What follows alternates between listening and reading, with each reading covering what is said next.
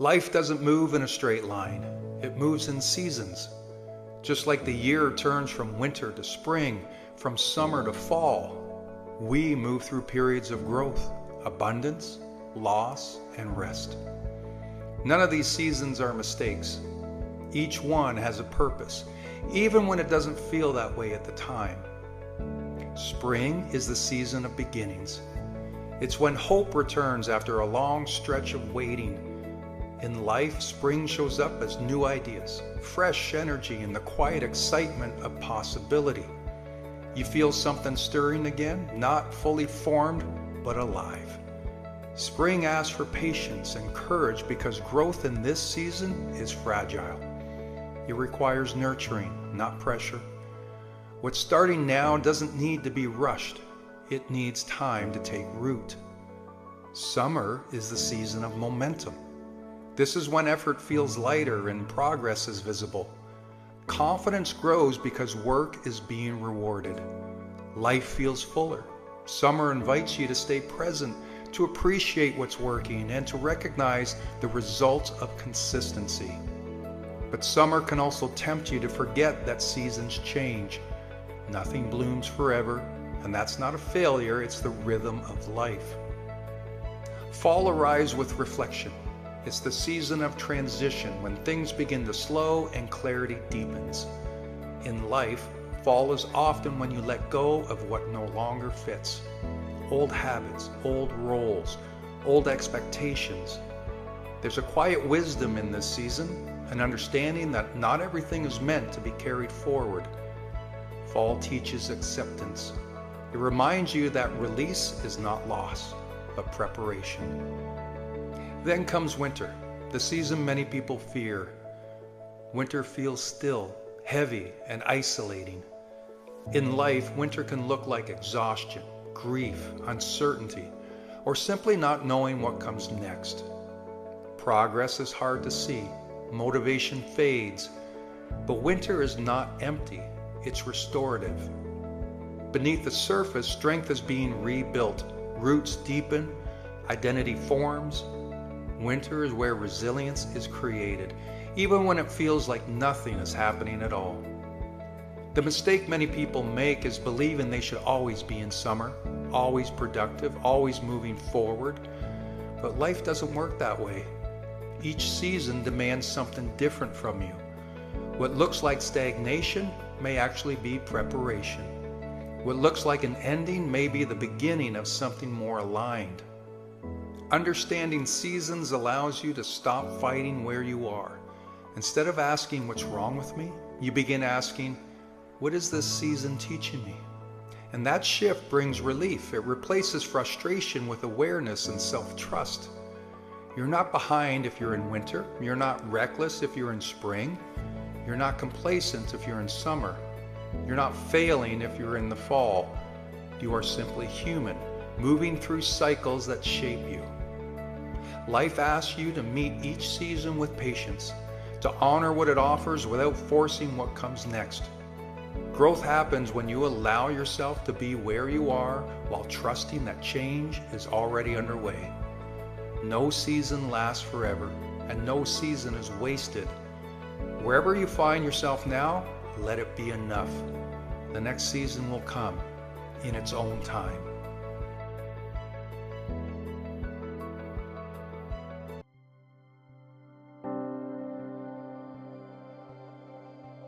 Be aware of the company you keep.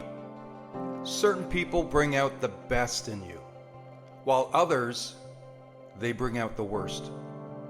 You've probably known or felt this before, haven't you? You spend time with someone and you walk away feeling more alive, inspired, clear, focused, like you're ready to do something great. Then there are the others. You leave their presence feeling drained, frustrated, confused, like you just lost a part of yourself. That's not a coincidence. That's energy. We are shaped by the people around us, their attitudes, their habits, their way of thinking. It all rubs off on us, whether we notice it or not. Some people speak to your potential. They see the light in you, even when you don't. They challenge you to rise. They support you when you stumble. They remind you of who you are when you forget. These are the people who bring out the best in you. And then there are the people who stir up your insecurities. People who thrive on drama. People who pull you back just when you're starting to climb. Not always because they're bad, sometimes because they're afraid of change. Afraid you'll outgrow them. Or maybe they just don't know how to be better, so they keep you small so they can stay comfortable. These are the people who bring out the worst in you. And listen, this isn't about blaming anyone. It's about awareness. It's about understanding that you have the power to choose who gets access to you. Because your environment isn't just where you live, it's who you're around. And the wrong environment will choke your growth. The wrong people will distract you, discourage you, and deplete you, until one day you look up and realize you're not who you used to be, and not in a good way. So how do you handle this? Start by noticing who lifts you, who tears you down, who do you feel most like yourself around, and who do you feel like you're pretending for? Then make space. This doesn't always mean cutting people off harshly. Sometimes it just means creating distance, less time, fewer conversations, more boundaries. And on the other side, lean into the people who make you better. The ones who tell the truth even when it's hard. The ones who celebrate your wins without jealousy. The ones who push you, believe in you, and show up when it counts. Those relationships are rare. Protect them. But here's something important too. It's not just about who brings out the best in you. Who do you bring out the best in? Are you the kind of person that uplifts others, that encourages them, that makes them feel safe and seen? Because just as much as people influence us, we influence them. So be intentional. Be the kind of person others are better for knowing. At the end of the day, you don't rise alone. You rise with your circle. So build one that reflects who you want to become, not just who you've been, because the people around you matter more than you think.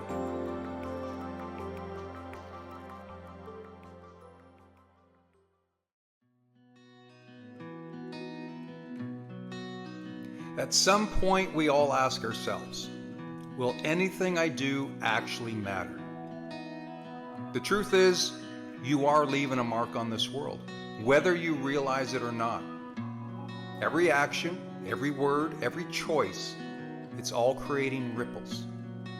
The question isn't if you'll leave a mark, but what kind of mark you'll leave. Most people don't think about this because they're stuck in survival mode. They wake up, go through the motions, and do what's expected. But existing is not the same as living. If you want to make an impact, you have to be intentional about it. You have to decide that you're going to leave this world better than you found it. So how do you do that? How do you make sure that when your time is up, something remains? Here's some options to think about. Number one, create something that outlives you. The most obvious way to leave a mark is to create something permanent. Write the book, start the business, build the thing you've been thinking about for years. Whether it's an invention, a piece of art, or a groundbreaking idea, it doesn't matter. What matters is that you put something into the world that wasn't there before. Second is teach and share what you know. Because knowledge disappears if it isn't passed down. If you've learned something valuable about business, relationships, about life, share it. Mentor someone, give advice, teach a skill. You never know whose life you might change just by showing them a different way. A third option is to show up for others. Leaving a mark isn't always about what you build, it's about how you make people feel. Be the person who encourages others, who listens, who supports. People don't forget kindness. They don't forget the person who made them believe in themselves when no one else did. The fourth option is to lead by example. Maybe your impact isn't in words, but in actions. Maybe it's showing others what's possible through the way you live your life. Breaking a family cycle, choosing to be healthy, pursuing your passion. Others are watching, even if you don't realize it. And number 5 is dare to be different. The world doesn't need more people following the same script. It needs people willing to take risks, to speak up, to challenge the status quo. If you believe in something, stand for it. If you see a problem, fix it. If you have a vision, chase it. Most people play it safe, but the ones who leave a mark, they're the ones who refuse to blend in. At the end of the day, leaving a mark isn't about being famous. It's not about being remembered by millions.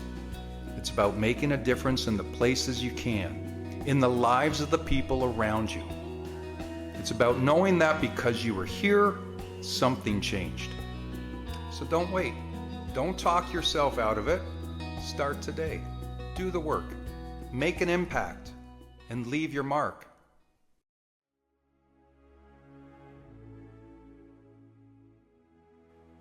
Let this be your reminder. Right now, there's a clock ticking. You can't hear it, but it's there. Time is passing moment by moment, second by second. Yesterday is gone. Tomorrow is not promised. All you have is today. Yet how often do we live as if we have forever? We postpone our happiness, telling ourselves that one day I'll take that risk. One day I'll chase my dream. One day I'll finally be happy. But what if one day never comes? What if the opportunity you're waiting for isn't waiting for you?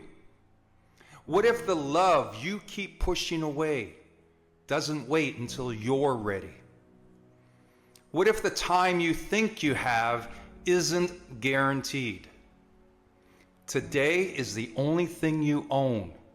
It's the only thing that's real. Stop waiting to live. So many people spend their lives waiting for the right moment, waiting for confidence, waiting for someone to give them permission to be happy. But happiness isn't a destination. Confidence isn't something you find. It's something you build. And the right moment? It isn't coming. The right moment is now. If you have something to say, say it. If you have a dream, start it. If you love someone, tell them. Because regret is heavier than failure, and waiting is just another form of fear. So focus on what matters. Look around. Look at the people in your life. Look at the blessings you have right now. Because one day these moments will be memories. And you don't want to look back and realize you were too busy chasing more to appreciate what was already in front of you. Make the phone call. Hold the hug a little longer. Be present. Because life isn't measured in money or titles or things. It's measured in moments. Let go of yesterday and stop fearing tomorrow. The past, it's over. You can't change it. So why let it control you? The mistakes, the failures, the pain, they were lessons, not life sentences. And the future? Worrying about it won't give you control. It won't protect you from disappointment. It will only rob you of the one thing you do have, right now. Choose to live fully. At the end of your life, you won't care how many likes you got on a post. You won't care how much money was in your bank account. You'll care about the love you gave, the risks you took, the moments you were truly alive. So be alive now. Be bold. Be present. Be grateful. Because the clock is ticking. not as a warning, but as a reminder. All you have is today, and that's more than enough if you make it count.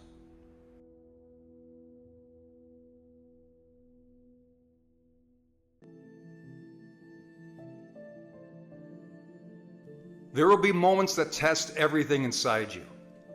There will be times when you feel like you've given everything you have and it's still not enough.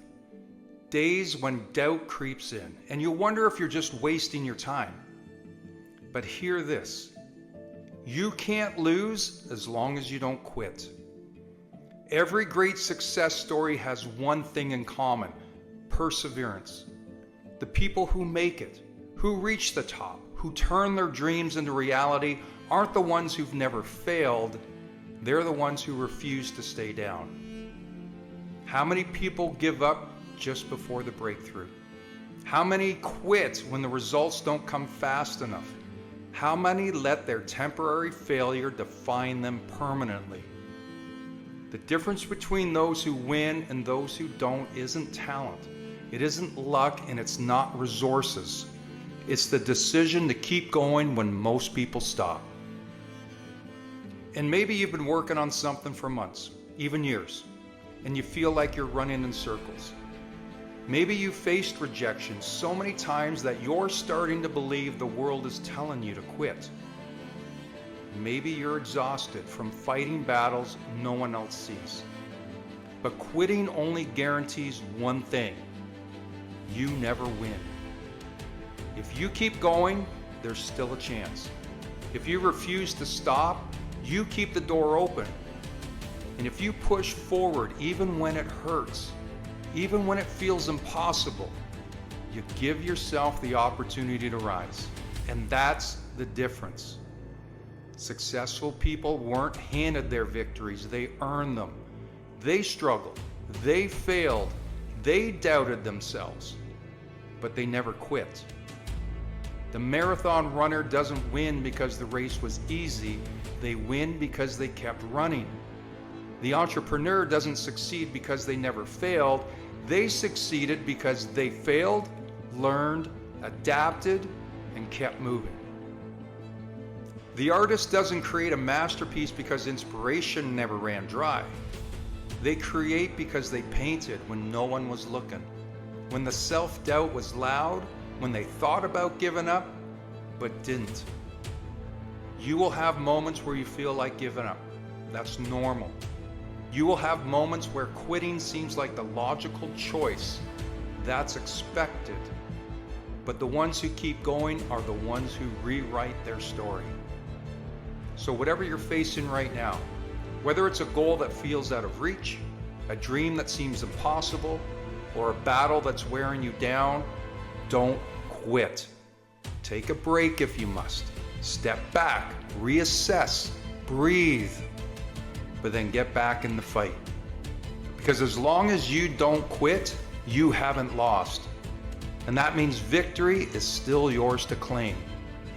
Your breakthrough is waiting. And when you finally reach it, you'll look back and realize every step, every struggle, every moment you wanted to quit but didn't, it was all worth it.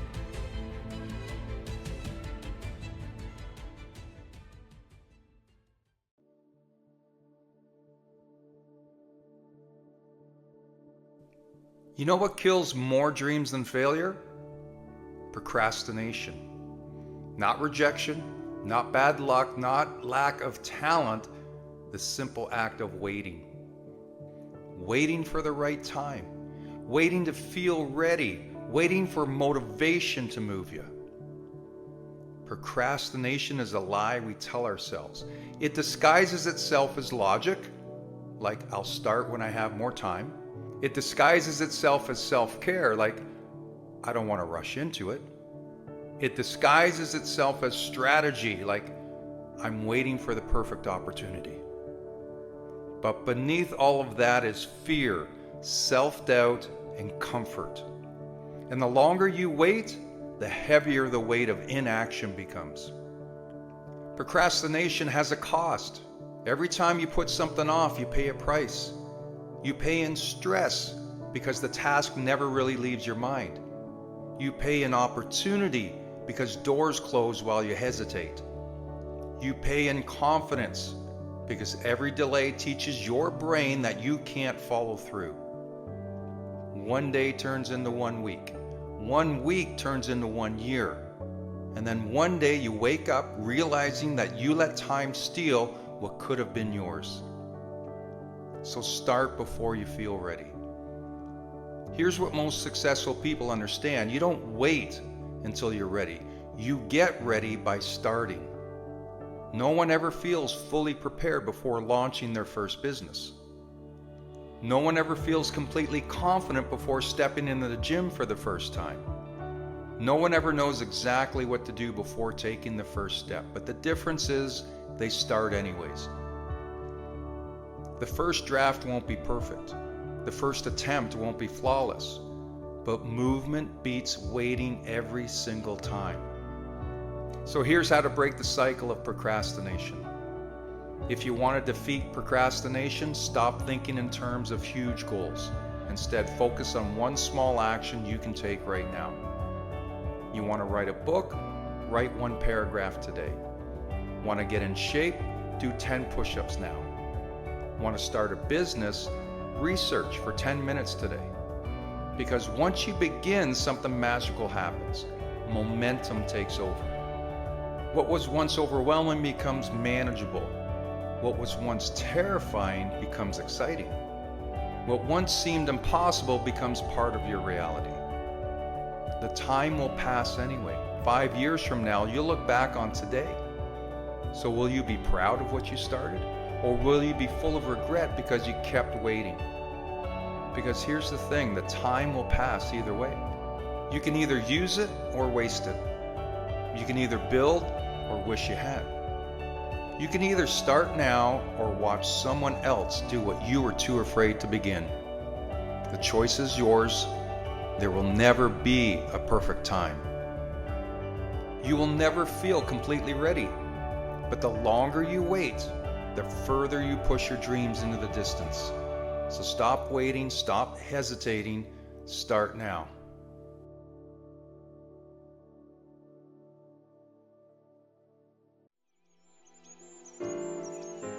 Whenever I find myself overwhelmed, anxious, or just run down, one of the ways I find peace is to wander through nature. I slip on my shoes, fill my backpack with snacks and water, then head out for an hour or the day.